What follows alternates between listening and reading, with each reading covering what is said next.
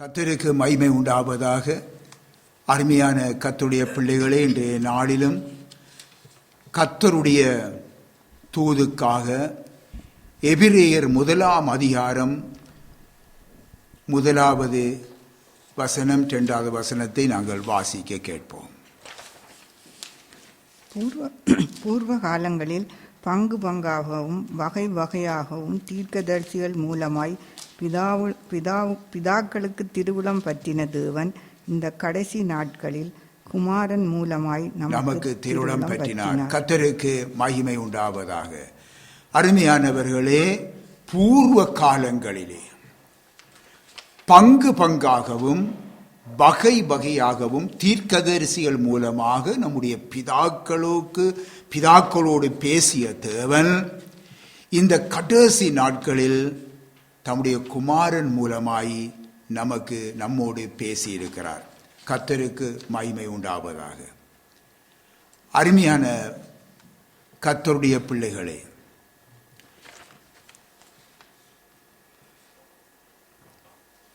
நம்முடைய பிதாக்களுக்கு தேவன்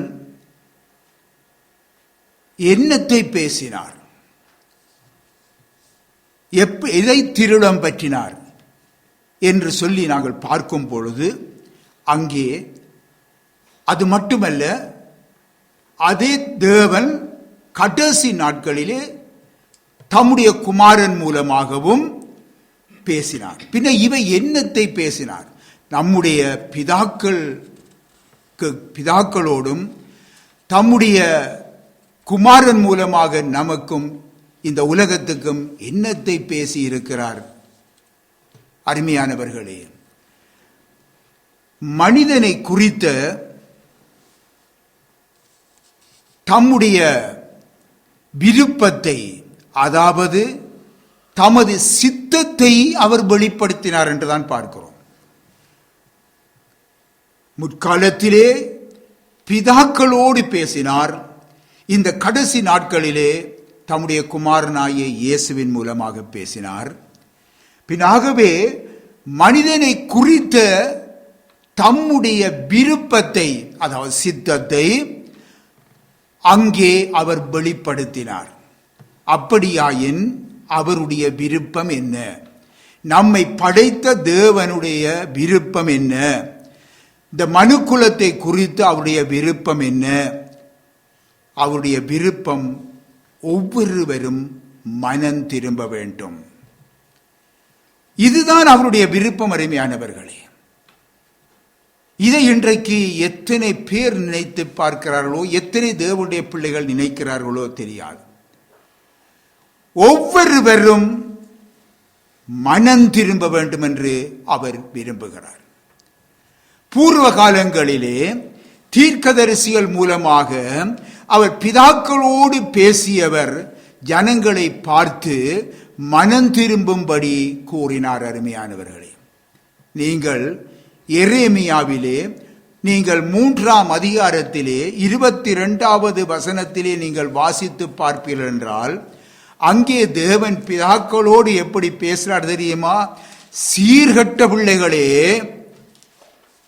திரும்புங்கள் என்று சொல்லி பேசுகிறார். சீர்கட்ட பிள்ளைகளே திரும்புங்கள், உங்கள் சீர்கேடுகளை குணமாக்குவேன் என்று சொல்லி அவர் பேசுவதை நாங்கள் காண முடியும். எனக்கு அருமையானவர்களே, ஏசாயா தீர்க்கதரிசியின் மூலமாக பேசிய தேவன் எப்படி பேசினார்? துன்மார்க்கன் தன் வழியையும் அக்கிரமக்காரன் தன் நினைவுகளையும் விட்டு கர்த்தரிடத்திலே திரும்ப கடவன் என்று மனம் திரும்பும்படி அழைப்பதை நாங்கள் ஏசாயா தீர்க்கதரிசியின் புத்தகத்திலே 55 அதிகாரம் 7 வசனத்திலே நாங்கள் காண முடியும். எசேக்கியேல் தீர்க்கதரிசியின் மூலமாக பிதாக்களோடு என்ன பேசினார்? நீதிமான் தன் நீதியை விட்டு விலகி அநீதி செய்தால் அவன் சாவான். எப்படி பேசினார்? நீதிமான் தன் நீதியை விட்டு விலகி அநீதி செய்தால் அவன் சாவான். துன்மார்க்கன் தான் செய்த எல்லா பாவங்களையும் விட்டு திரும்பி என் கற்பனைகளை எல்லாம் கை கொள்ள வேண்டும், இல்லை என்றால் அவனும் சாவான் என்று சொல்லி அங்கே 18ஆம் அதிகாரத்திலே ஆண்டவர் திருவுளம் பெற்றிருக்கிறதை பேசியிருப்பதை நாங்கள் காண முடியும். அருமையானவர்களே, அருமையானவர்களே, இந்த உலகத்தாரும் சபையாரும் கூட, அதாவது அவருடைய பிள்ளைகள், அவருடைய ஊழியக்காரர் என்று சொல்லுகிறவர்கள், நாங்கள் விசுவாச பிள்ளைகள் என்று சொல்லுகிறவர்கள், அருமையானவர்களே, எல்லாருக்காகவுமே கர்த்தர் பேசுகின்றார். உங்களுக்காக, உங்களுக்கு பிரசங்கிக்கிற நம்மோடும் கூட அவர் பேசிக்கொண்டுதான் இருக்கிறார். அருமையானவர்களே, என்னத்தை மனம் திரும்ப வேண்டும், எல்லா மனுஷரும் மனம் திரும்ப வேண்டும் என்பதே தேவனுடைய சித்தமாயிருக்கிறது.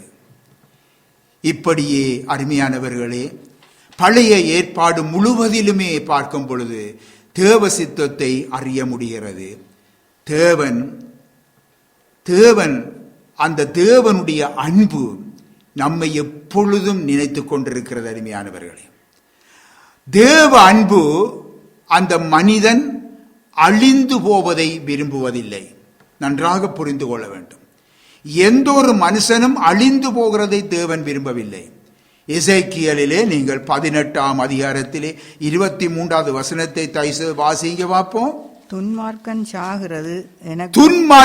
சாகிறது எனக்கு எவ்வளவேனும் பிரியமோ, அவன் தன் வழிகளை விட்டு திரும்பி பிழைப்பது அல்லவோ எனக்கு பிரியம் என்று கர்த்தராகிய ஆண்டவர் சொல்லுகிறார். அருமையானவர்களே, துன்மார்க்கன் சாகிறது எனக்கு எவ்வளவேனும் பிரியமோ என்று சொல்லி கேட்கிறார். பார்த்தீர்களா? பின்னாகவே இன்றைக்கு பாருங்கள், எத்தனை பேர் இன்றைக்கு துன்மார்க்கமாகவே இன்றைக்கு இந்த உலகத்தை விட்டு கடந்து போய்விட்டாங்க. தேவன் எவ்வளவு வேதனைப்படுவார் படைத்த தேவன் என்பதை சிந்தித்து பாருங்க. ஆகவே அருமையானவர்களே, துன்மார்க்கன் சாகிறது எனக்கு விருப்பம் இல்லை என்று சொல்லி ஆண்டவர் சொல்லுகிறார் அல்லவா? அவன் மனம் திரும்ப வேண்டும் என்று சொல்லி அங்கே சொல்லுகின்றார். ஆகவே இந்த அன்புதான் அருமையானவர்களே, தேவகுமாரனாக மனித சாயலிலே இயேசு என்ற இந்த பெயரிலே இந்த பூமிக்கு அவர் இறங்கி வர வைத்தது இந்த அன்புதான். அருமையானவர்களே, வந்து என்ன செய்தார்?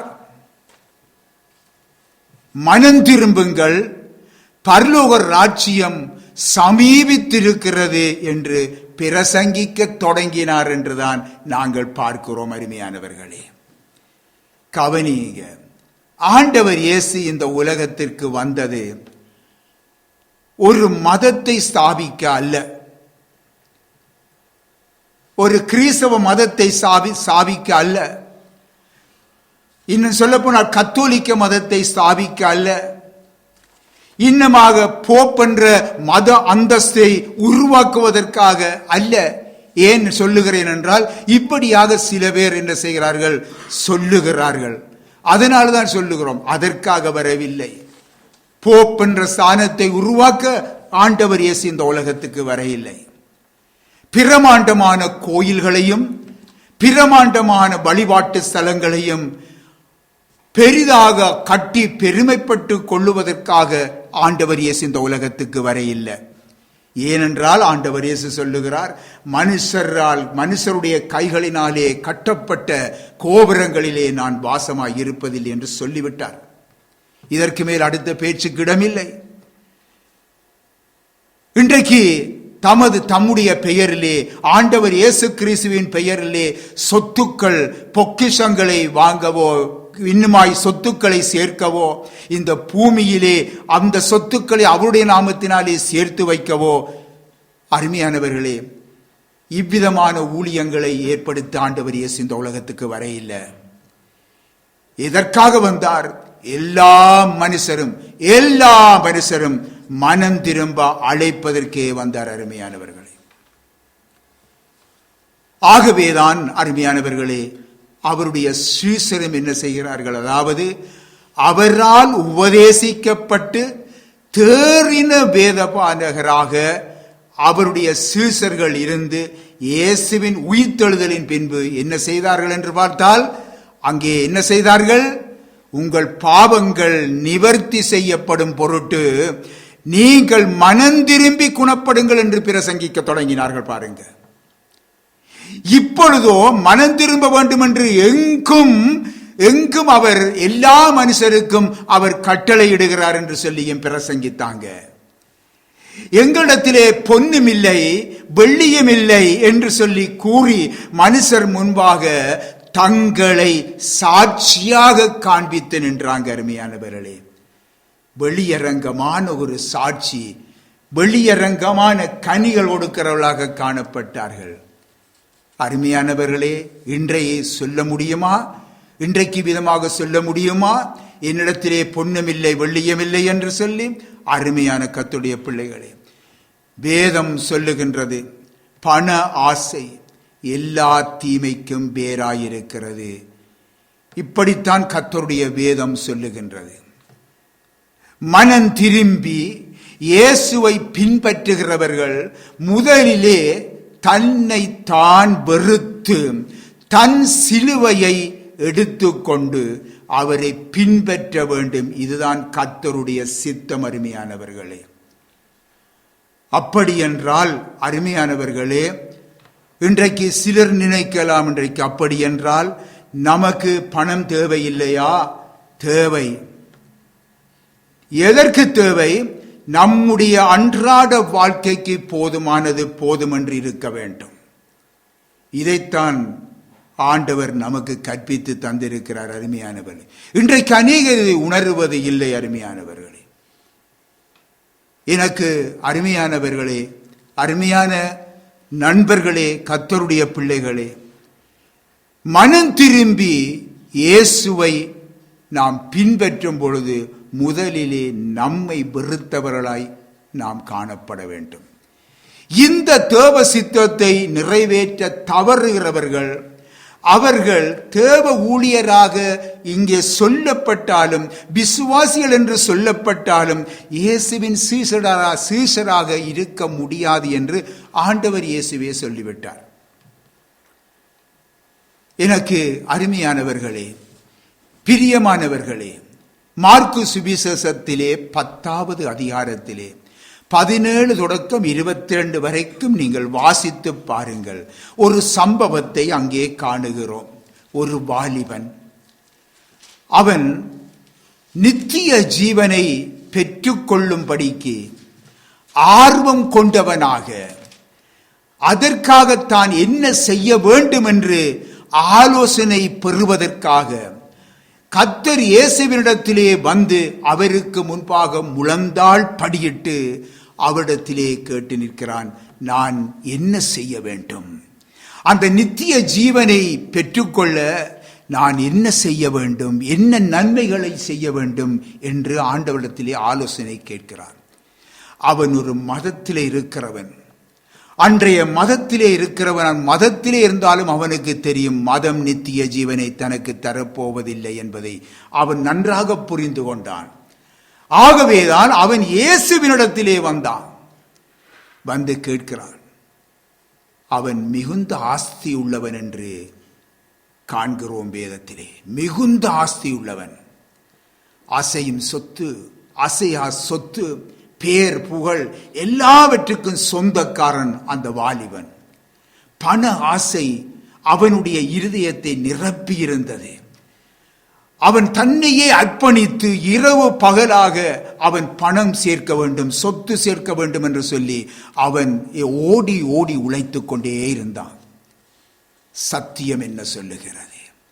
லூக்கா சுவிசேஷம் 12ஆம் அதிகாரம் 34வது வசனத்திலே நீங்கள் பாருங்கள்.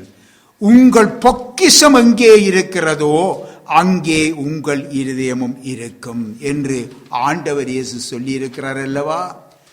ஆகவே அருமையானவர்களே, நம்முடைய பொக்கிஷம் எங்கே இருக்கிறதோ அங்கே உங்களுடைய இருதயமும் இருக்கும். இந்த பூமியிலே நீங்கள் உங்களுக்கென்று ஓடி ஓடி பொக்கிஷங்களை சேர்த்து வைத்தால் உங்களுடைய இருதயம் இங்கேதான் இருக்கும். அருமையானவர்களே, கொஞ்சம் சிந்தித்து பார்க்க வேண்டும். இப்பொழுது பாருங்கள், தன் முன்னே முழந்தாள் இட்டிருக்கின்ற அந்த வாலிபனை இயேசு நோக்கி பார்க்கிறார். எல்லாருடைய இருதயங்களையும் அறிந்திருக்கிற கர்த்தர் அந்த வாலிபனுடைய பண ஆசையை கண்டார். அவனுடைய இருதயத்திலே இருந்த பண ஆசையை கண்டார். ஆண்டவர் அன்போடு அவனிடத்திலே என்ன சொல்லுகிறார் தெரியுமா? மகனே, பரலோகம் செல்ல, அங்கே நித்திய வாழ்வினை பெற்றுக்கொள்ள வேண்டுமென்று நீ ஆசை வைத்திருக்கிறாய், நல்லது. ஆனால் உன்னிடத்திலே ஒரு பெரிய குறை உண்டு. அந்த குறையானது அந்த பரலோக ராஜ்யத்தை சுதந்தரித்துக் கொள்ள உன்னை விடாது. அப்பொழுது ஆண்டவரிடத்திலே அவன் கேட்கிறான். அவன், அது என்ன ஆண்டவரே, என்ன ஆண்டவரே என்று வாஞ்சையோடு தான் கேட்கிறான். அப்பொழுது ஆண்டவர் இயேசு அவனிடத்திலே என்ன சொல்லுகிறார் தெரியுமா? மகனே, உன் ஆசையெல்லாம் உன் ஆஸ்தியின் மேல் இருக்கிறது. முதலாவது பணம், பொருள், அந்தஸ்து என்பதாக உன்னுடைய இருதயம் இருக்கிறது. பின்புதான் தேவன் என்ற நிலையிலே நீ இருக்கிறாய். முதலாவது நீ தேவனுக்கு இடம் கொடு, அந்த மனதை மாற்று, மனம் திரும்பு என்று சொல்லி ஆண்டவர் சொல்லுகின்றார். இப்பொழுது அருமையானவர்களே, ஆஸ்தி உள்ளவன் அல்லவா, அவன் மனம் திரும்ப விருப்பமில்லை. அவனுக்கு மனம் திரும்ப விருப்பமில்லை. ஆனால் அவன் பரலோகம் செல்ல வேண்டுமாம், நித்தியமாய் இயேசுவோடு வாழ வேண்டுமாம். ஆனால் மனம் திரும்பவில்லை, விருப்பமில்லை. வேதனை அவனுடைய இருதயத்தை வாட்டியது. என்ன இப்படியாக சொல்லி போட்டாரே என்று சொல்லி அவன் என்ன செய்தான்? வேதனையோடு அவன் வந்த வழியே திரும்பி போனான் என்று சொல்லப்பட்டிருக்கிறது. பார்த்தீர்களாக, எவ்வளவு ஒரு வேதனையான ஒரு காரியம். அதன் பின்பு ஆண்டவர் மிகுந்த வேதனையோடு அவர் சொல்லுகிறார், என்ன தெரியுமா? ஐசுவரியவான். அந்த ஐசுவரியத்தின் மேல் நம்பிக்கையாய் இருந்தவர்கள் தேவனுடைய ராஜ்யத்தில் பிரவேசிப்பது எவ்வளவு அரிதாயிருக்கிறது என்று சொல்லி சொன்னார். பார்த்தீர்களா வேதனை. பிரியமான தேவனுடைய பிள்ளைகளே, தேவ ஊழியரே, இங்கு கூடியிருக்கும் அன்புக்குரிய பிரியமானவர்களே, நீங்கள் யாராயிருந்தாலும் நம்முடைய இருதயம் பணம், பொருள் போன்ற ஆஸ்திகளின் ஆசைகளினாலே நிறைந்திருக்குமானால் ஆண்டவர் சொல்லுகின்றார், இன்றே நீ மனம் திரும்பு, இன்றே நீ மனம் திரும்பு என்று சொல்லி சொல்லுகின்றார். அடுத்ததாக பாருங்கள், நம்முடைய ஆண்டவர் இயேசு நாள் முழுவதும் அவர் ஊழியம் செய்துவிட்டு களைப்போடு வந்து ஓர் அறையிலே அவர் இளைப்பாறுகிறார். இந்த நேரத்திலே இரவு அவருடைய கதவை தட்டும் சத்தம் கேட்கிறது. அவர் அந்த கதவை திறக்கும் பொழுது ஒரு மனிதன் அவரிடத்திலே வருகிறான். அவன் பெயர் நிக்கோதேமு. அவர் வயது முதிர்ந்தவர், இஸ்ரவேலின் மத போதகர், இஸ்ரவேல் மக்களிடத்திலே ஒரு மிகவும் மதிப்பு பெற்ற ஒரு அனுபவம் உள்ள ஒரு போதகர். மட்டுமல்ல, பெரிய தத்துவ ஞானி, வேத சாஸ்திரங்களை கற்று தேர்ந்தவர். அவருக்கு தெரியாத ஒரு சட்டமும் அந்த நாட்டிலே இல்லை. அருமையானவர்களே, அவ்விதமான ஒரு ஞானம் உள்ளவர். அவர் இயேசுவை பார்த்து என்ன செய்கிறார்? இயேசுவை புகழுகின்றார், புகழ்ந்து பேசுகிறார். எப்படி பேசியிருப்பார் என்று நீங்களே புரிந்து கொள்ளுங்கள். மிகவும் புகழ்ச்சியோடு பேசியிருப்பார். ஆனால் இந்த நிக்கோதேமுவுடைய புகழ்ச்சி ஆண்டவர் இயேசுவை எந்த விதத்திலும் பாதிக்கவில்லை, எந்த விதத்திலும் பாதிக்கவில்லை. கவனமாக கேளுங்க. இப்படிப்பட்ட ஒருவர் நம்மை புகழுகிறார் என்று வைத்துக் கொள்ளுவோம். ஒரு கொஞ்சம் புகழ்ச்சி தான் நம்மள்ட்ட இருக்குது, அதை வச்சு நம்ம புகழுகிறார் என்று வைத்துக் கொள்வோம். அப்போ நாம் என்ன செய்வோம்? நாம் பூமியில நிற்க மாட்டோம். என்னவா சிந்தித்து பாருங்க. நாங்க வானத்தில் தான் நிற்போம். உடனே சிந்தித்து பாருங்க, புரிந்து கொள்ளுங்க. எல்லோரும் அல்ல, ஆனால் சிலர் அப்படித்தான். நம்முடைய ஆண்டவர் இயேசு சொல்லுவதை கவனியுங்க. யோவான் சுவிசேஷத்திலே 5ஆம் அதிகாரம் 41வது வசனத்தை வாசிங்க. நான் மனுஷரால் மகிமையை ஏற்றுக்கொள்ளுகிறதில்லை. நான் மனுஷரால் மகிமையை ஏற்றுக்கொள்ளுகிறதில்லை. ஆகவே இந்த மதிப்பில் இந்த மகிமை இவருக்கு கொடுக்கிற இந்த மகிமை எல்லாத்தையும், இந்த மனுஷருடைய மகிமையை அவர் ஏற்றுக்கொள்ளவில்லை. அருமையானவர்களே, இப்படியாக ஆண்டவர் சொல்லி இருக்கிறார் அல்லவா? பின்ன இந்த ஆண்டவரிடத்திலே இந்த நிக்கோதேமுடைய புகழ்ச்சி வாய்க்குமா? ஆகவே கர்த்தர் இயேசு நிக்கோதேமுவை பார்த்து என்ன சொன்னார் தெரியுமா? நிக்கோதேமுவே, நீ மனம் திரும்ப வேண்டும். எப்படிப்பட்ட ஆள் நிக்கோதேமு என்று தெரியும் தானே? இப்பொழுது உங்களுக்கு சுட்டி காட்டினான் தானே? அவனிடத்திலே ஆண்டவர் சொல்லுகிறார், நீ மனம் திரும்ப வேண்டும் நிக்கோதேமு, நீ மறுபடியும் பிறக்க வேண்டும், இல்லாவிட்டால் பரலோக ராஜ்யத்தை காண மாட்டாய் என்று சொல்லிவிட்டார். யார் சொல்லிவிட்டார்? ஆண்டவர் இயேசு நிக்கோதேமுக்கு சொல்லிவிட்டார், நீ பரலோக ராஜ்யத்தை காண மாட்டாய்.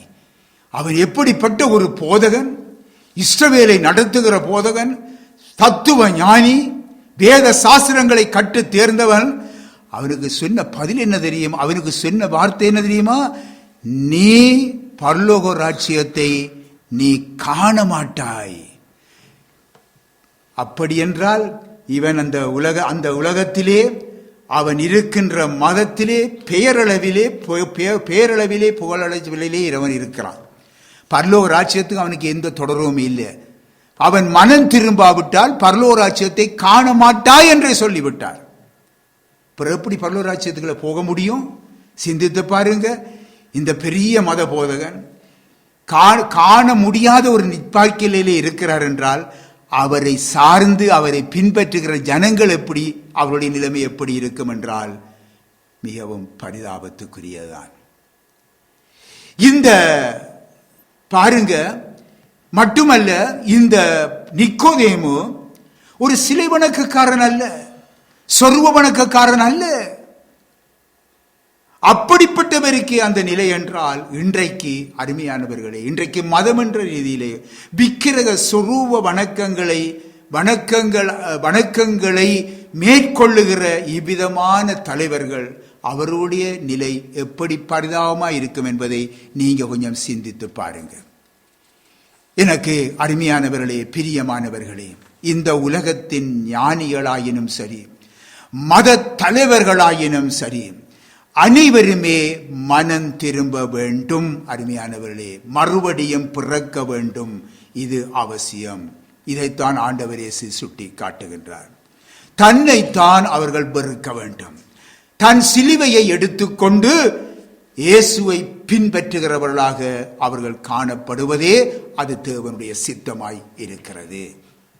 சரி, இன்னும் தொடர்ந்து நாங்கள் பார்ப்போமாயின் அருமையானவர்களே, பரிசுத்த பைபிளிலே யோவான் சுவிசேஷத்திலே 4ஆம் அதிகாரத்திலே நம்முடைய ஆண்டவர் இயேசு சமாரிய பெண் ஒருத்தியை சந்திக்கின்றார்.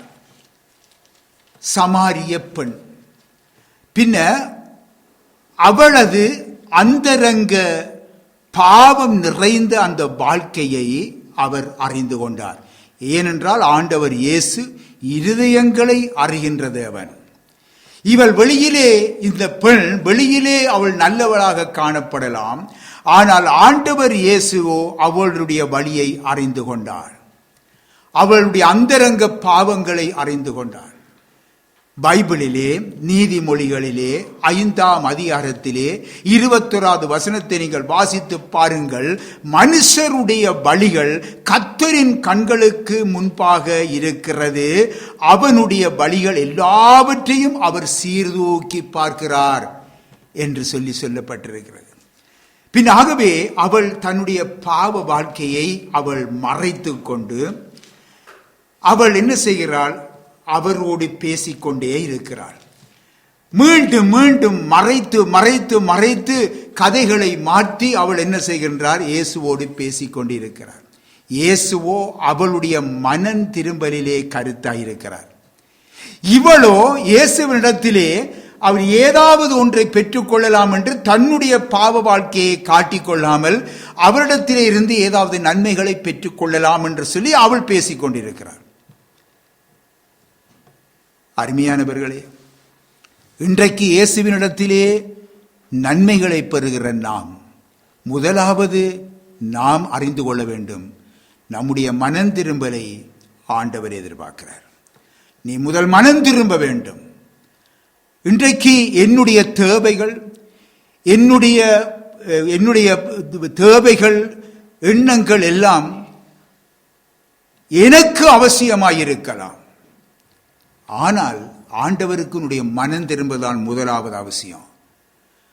அதன் பிற்பாடுதான் மற்றவை. அருமையானவர்களே, ஆகவேதான் ஆண்டவர் இயேசு இப்பொழுது அவளுடைய பேச்சை இடைநிறுத்தி அவர் சொல்லுகிறார் என்ன தெரியுமா? மகளே, நீ போய் உன் புருஷனை இங்கே அழைத்து கொண்டு வா என்றார். உன் புருஷனை இங்கே அழைத்து கொண்டு வா. அப்பொழுது உடனே அவள் சொல்லுகிறாள், எனக்கு புருஷன் இல்லையே என்று சொல்லிவிட்டாள். அப்பொழுது இயேசு அவளை நோக்கி சொல்லுகின்றார், மகளே, எனக்கு புருஷன் இல்லை என்று நீ சொன்னது சரிதான். நீ சரிதான் சொன்னது சரி. எப்படி என்றால், உனக்கு 5 புருஷர் இருந்தார்கள், இப்பொழுதும் இருக்கிறவன் உனக்கு புருஷன் அல்ல என்று சொல்லிவிட்டார். சொன்னவுடனே இவள் திடுக்கிட்டு விட்டாள். தன்னுடைய வாழ்க்கையை சரித்திரமாய் படம் பிடித்து சொல்லிவிட்டாரே ஒருவர் என்று சொல்லி அவள் என்ன செய்கின்றாள்? உணர்ந்த பொழுது அவளுடைய மனம் திரும்பலை அன்போடு எதிர்பார்த்து நின்றார் ஆண்டவர் இயேசு. அவள் மனம் திரும்பியது மட்டுமல்ல, அவள் தன்னையே சாட்சியாக மற்றவர்களுக்கு வைத்து அநேகரை கிறிஸ்துவண்டை செல்லும்படியாக வழி நடத்தினாள். எனக்கு அருமையானவர்களே, பிரியமானவர்களே, சகோதர சகோதரிகளே, உங்களுடைய வாழ்க்கையிலே ஏன் சந்தோஷம் இல்லை? ஏன் சமாதானம் இல்லை? ஏன் வேதனைகள்? நான் ஒழுங்காய் நான் தவறாமல் சபை கூடுதலிலே கலந்து கொண்டிருக்கிறேனே, எத்தனை சபை போதகர் எத்தனை தரம் என் மேலே வைத்து எனக்காக ஜெபித்திருக்கிறார், எத்தனை ஊழியர்கள் வந்து அவரிடத்திலே நான் ஜெபம் கேட்க சென்றிருக்கிறேன், ஆனாலும் என்னுடைய வாழ்க்கையிலே ஆறுதல் இல்லையே, இயேசு ஏன் எனக்கு உதவி செய்யவில்லை என்று சொல்லி இன்றைக்கு நீ கலங்கி புலம்பி நிற்கிறீர்களா? ஒருவேளை மற்றவர்கள் அறியாதபடி பாவங்களை செய்து தேவனை தேடாமல் தேவன் இல்லாத ஒரு வாழ்க்கையை நீங்கள் வாழ்ந்து கொண்டிருக்கிறீர்களா என்பதை கொஞ்சம் சிந்தித்து பாருங்க. மனம் திரும்பினால் சமாதானமும் சந்தோஷமும் நம்முடைய வாழ்க்கையிலே பெற்றுக்கொள்ள முடியும். ஏன் தெரியுமா? அதை தருகிறவர் ஆண்டவர் இயேசு கிறிஸ்து. நமக்கு கர்த்தர் சமாதானத்தையும் சந்தோஷத்தையும் தரத்தான் நம்மோடு இருக்கிறார். அருமையானவர்களே, ஒரு தடவை பாருங்கள், விபசாரத்திலே கையும் மெய்யுமாக பிடிக்கப்பட்டு மரண தண்டனையை எதிர்நோக்குகின்ற ஒரு பெண்ணை கர்த்தர் இயேசுவிடத்திலே கொண்டு வந்து அவரிடத்திலே நிறுத்திவிட்டார்கள். நீங்கள் யோவான் பரிசுத்த பைபிளிலே யோவான் சுவிசேஷம் 9ஆம் அதிகாரத்திலே நீங்கள் காண முடியும். பலர் கூடியிருக்கிறார்கள். இந்த இடத்திலே கொண்டு வந்து இயேசுவுக்கு நடுவிலே அந்த பெண்ணை நிறுத்தி விட்டார்கள். அன்று வேதபாரகர் பரிசேயர்கள். அவள் அந்த இடத்திலே ஒரு அவமான சின்னமாய் தலை கவிழ்ந்த நிலையிலே அவள் வேதனையோடு நிற்கிறாள். சிந்தித்து பாருங்கள், எப்படி இருக்கும். கையுமையுமாக பிடிபட்டவள் எல்லாருக்கும் முன்னிலையிலே கொண்டு வந்து நிறுத்தி இருக்கிறார்களே அந்த மத தலைவர்கள். சிந்தித்து பாருங்கள், இந்த வேளையிலே அவளுடைய நிலைமை எப்படி இருந்திருக்கும் என்று சிந்தித்து பாருங்கள். இப்பொழுது ஒரு சிறிது நேரத்திலே பலரால் அவள் கல்லெறியப்பட்டு கொல்லப்பட போகிறாள். இப்பொழுது இயேசுவினுடைய வார்த்தைக்காக காத்து நிற்கிறார்கள் இந்த மத தலைவர்கள். அவர் ஒரு வார்த்தை சொன்னால் சரி, உடனடியாக அவளை இழுத்து சென்று கல்லெறிந்து எல்லாருக்கும் முன்பாக கொல்லுவார்கள். இதுதான் அப்பத்திய சட்டம். ஆனால் இங்கே பார்க்கிறோம், அவர் இந்த உலகத்துக்கு வந்த நோக்கம் என்ன? ஆண்டவர் இயேசு அவர் சொல்லுகிறார், நீதிமான்களை அல்ல பாவிகளை மனந்திரும்புகிறதற்கு அழைக்கவே வந்தேன் என்று சொல்லுகிறார் ஆண்டவர் இயேசு. நீங்க மார்க்கு சுவிசேஷத்திலே 2ஆம் அதிகாரம் 17ஆம் வசனத்திலே பார்க்க முடியும். இந்த உலகத்துக்கு பாருங்கள், அநேக அவதாரங்கள் வந்ததாக மதவேதங்கள் கூறுகிறது. அந்த மதவேதங்களை நான் பார்த்திருக்கின்றேன். ஆனாலும் அந்த அவதாரங்கள் எல்லாம் ஏன் வந்ததாம்? நீங்கள் அறிந்தீர்களோ அறியவில்லையோ? நான் வாசித்து அறிந்திருக்கிறேன். அவைகள் எல்லாம் அவை ஒருவேளையிலே அது கட்டுக்கதைகளாய் இருக்கலாம், ஆதாரங்கள் இல்லாதவராய் இருக்கலாம். ஆனாலும் அது உள்ளதின்படி நான் கேட்கிறேன், அந்த அவதாரங்கள் எல்லாம் ஏன் வந்ததாம்? தீயோரை அழித்து நல்லவர்களை காக்க அவை வந்ததாம். தீயோரை அழித்து நல்லோரை பாதுகாக்க அவை வந்ததாம். இதைத்தான் அந்த வேதம் சொல்லுகிறது, மதவேதம் சொல்லுகிறது, துஷ்ட நிக்கிரகம் சிஷ்ட பரிபாலனம் என்று சொல்லுகின்றது. ஆகவே நாங்கள் அறிய வேண்டும் அருமையானவர்களே, அப்படியாயின் அந்த வேதத்தின்படி அந்த அவதாரங்கள் அந்த துஷ்டர்களை அழித்து நல்லவர்களை பாதுகாப்பதாயின் இன்றைக்கு நாம் எல்லாரும் நல்லவர்களா என்று நீங்களே கேட்டு பாருங்கள், சிந்தித்து பாருங்கள். ஆனால் ஆண்டவர் இயேசுவோ இந்த உலகத்திற்கு வந்தது துஷ்டர்களை அழிக்க அல்ல, அவர்களுக்கு ஜீவனை கொடுக்க வந்தார். மரணத்தின் பாதையிலே சென்று கொண்டிருந்த அவர்களுக்கு ஜீவனை கொடுக்க வந்தார் இயேசு. இப்பொழுது அந்த ஸ்திரியை நோக்கி, மகளே, உன்னுடைய பாவங்கள் மன்னிக்கப்பட்டது, இனிமேல் நீ பாவம் செய்யாதே, மனம் திரும்பு, பாவம் செய்யாதே என்று சொல்லி அவளை என்ன செய்கிறாள்? விடுதலை கொடுத்து அவளை அனுப்பி விடுகின்றாள். அருமையானவர்களே, தேவன் ஆண்டவர் இயேசு ஒவ்வொரு இடத்திலும் எதிர்பார்ப்பது, தேவன் ஒவ்வொருத்திலும் எதிர்பார்ப்பது மனம் திரும்புதலைத்தான். மறுபடியும் நாம் பிறக்க வேண்டும் என்பதுதான். எனக்கு அருமையானவர்களே, இதுவே இன்றைக்கு பரலோக ராஜ்யம் நமக்கு தந்திருக்கிற ஊழியம். அருமையானவர்களே, நாம் ஒவ்வொருவருக்கும் தந்திருக்கிற ஊழியம் அதுதான். மனம் திரும்பு, மனம் திரும்பு என்று மற்றவர்களை அழைப்பது. இன்று இதை செய்யாமல் இன்றைக்கு பாருங்கள், சிலர் சொல்லுவார்கள், எடுத்த உடனே சொல்லுவார்கள், நீ ஞானஸ்நானம் பெற்றுவிட வேண்டும் என்று சொல்லிவிடுவார்கள். நீ ஞானஸ்நானம் பெறு, எப்ப பெறப்போறாய்? ஞானஸ்நானம் பெற வேண்டும், கட்டாயினை பெற வேண்டும், ஆண்டவர் இயேசு வரப்போறார், ஞானஸ்நானம் பெற்றுவிடு. வேதத்தில் எங்கே இருக்கிறது? சிந்தித்து பார்க்க வேண்டும். அருமையானவர்களே, இன்றைக்கு இதை செய்யாமல் ஏன் ஞானஸ்நானம் என்று சொல்லி அதைக்கே முதலம் கொடுத்து இன்றைக்கு நிற்கிறார்கள் என்று சொல்ல போனால், பொதுவாக சொல்ல போனார், அவர்கள் தங்களுடைய சபையிலே ஆட்களை சேர்ப்பதற்காக. இதுவும் ஒரு மதமாற்றம்தான். மற்றபடி அருமையானவர்களே, இவர்கள் சத்தியத்தின்படி நடக்காத ஊழியர்கள் என்பதை நான் சத்தியத்தின்படி உங்களுக்கு அறிவிக்கிறேன். வாசிப்போம். இறுதியாக லூக்கா சுவிசேஷத்திலே 3ஆம் அதிகாரம் 7-8 வாசிங்க பார்ப்போம். இறுதியாக, அவன் தன்னிடத்தில் ஞானஸ்நானம் பெறும்படிக்கு புறப்பட்டு வந்த திரளான ஜனங்களை நோக்கி, விரியன் பாம்பு குட்டிகளே, வருங்கோபத்துக்கு தப்பித்துக் கொள்ள உங்களுக்கு வகை காட்டினவன் யார்? மனம் திரும்புதலுக்கு ஏற்ற கனிகளை கொடுங்கள். கர்த்தருக்கு மகிமை உண்டாவதாக. இங்கே பாருங்கள், யோவான் ஸ்நானனிடத்திலே, அங்கே ஞான ஸ்நானம் பெற வந்தவர்களிடத்திலே, அங்கே அந்த யோவான் ஸ்நானன் அக்கினி ஊழியனாய் அங்கே நிற்கிறார் என்றதை நாங்கள் பார்க்கிறோம்.